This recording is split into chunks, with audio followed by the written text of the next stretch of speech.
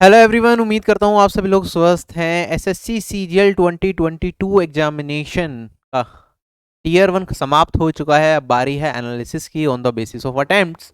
Answer की आपके 8 से 10 दिन में आ जाएगी, तो उसके बाद जो एनालिसिस होता है वो सबसे परफेक्ट रहता है। लेकिन अटेम्प्ट्स के बेसिस पे क्या चीज़ें हो सकती हैं, कौन सी शिफ्ट इजी रहेगी, कौन सी शिफ्ट हार्ड रहेगी, क्या एक्सपेक्टेड कट ऑफ या सेफ स्कोर हो सकता है कैटेगरी वाइज, उसके बारे में थोड़ा सा आइडिया मैं आपको दूंगा। जैसे कि वैकेंसीज के बारे में मैंने अभी बताया आपको, पोस्टल असिस्टेंट शूटिंग असिस्टेंट की 20,000 अप्रॉक्सीमेटली वैकेंसीज हो गई हैं। तो लेटेस्ट वैकेंसीज के हिसाब से क्या सेफ स्कोर हो सकता है उसका आइडिया मैं आपको कल ही दे दूंगा।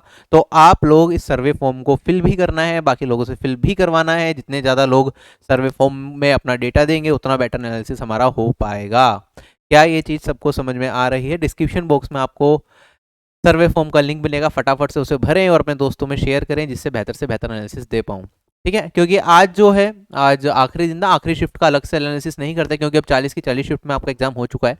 तो 40 की 40 शिफ्ट एक बार सारा देख लेंगे कि कैसा रहा। ठीक है, इस बार मैं चाहता हूं कि सभी लोग जो भी देख रहे हैं, ठीक है, वो भी इस एनालिसिस में पार्ट लें। कुछ लोग होता है सर आंसर की के बाद जो सबसे बेस्ट एनालिसिस होता है उसमें ही पार्ट लेंगे। ठीक है, क्या ही जा रहा है, 2 मिनट लगेगी आपको एंट्री डालने के अंदर, और अच्छा डेटा कलेक्ट होगा तो चीज़ें और ज़्यादा क्लियर दिखनी स्टार्ट हो जाएंगी। ठीक है, क्योंकि ट्रेंड्स चेंज नहीं होते हैं। जो इजी शिफ्ट है वो इजी ही दिखेगी, और जो हार्ड शिफ्ट है वो हार्ड शिफ्ट दिखेगी। थोड़ा बहुत 19-21 का फर्क रहेगा। तो आप इस सर्वे में पार्टिसिपेट जरूर करें और अपने दोस्तों से सर्वे फॉर्म जरूर फिल कराएं। ठीक है, तो this the official analysis of RB. यहाँ पे आपको नाम डालना है अपना, कोई पर्सनल इन्फॉर्मेशन मैं आपके यहाँ पे कलेक्ट नहीं करूंगा। ठीक है, आपको एग्जाम डेट डालनी है, एग्जाम यहाँ पे शिफ्ट डालनी होगी आपको, 1 2 3 4 चारों में से कोई भी एक शिफ्ट आप सिलेक्ट करेंगे। ठीक है, उसके बाद अटेम्प्ट्स कितने रहे आपके मैथ्स में, अप्रॉक्सीमेट करेक्ट अटेम्प्ट्स कितने रहे होंगे। ठीक है, ऐसे रीजनिंग में, फिर आपका जीके में, फिर आपका इंग्लिश में। ठीक है, फिर ओवरऑल आपको बताना होगा कितने अटेम्प्ट्स आपने करे, अप्रॉक्सीमेट करेक्ट अटेम्प्ट्स कितने रहेंगे। ठीक है, और ओवरऑल पेपर का लेवल क्या था, इजी था, मॉडरेट था, डिफिकल्ट था। अगर आप सीजीएल 2021 में अपियर हुए हैं तो यस या नो कर देना।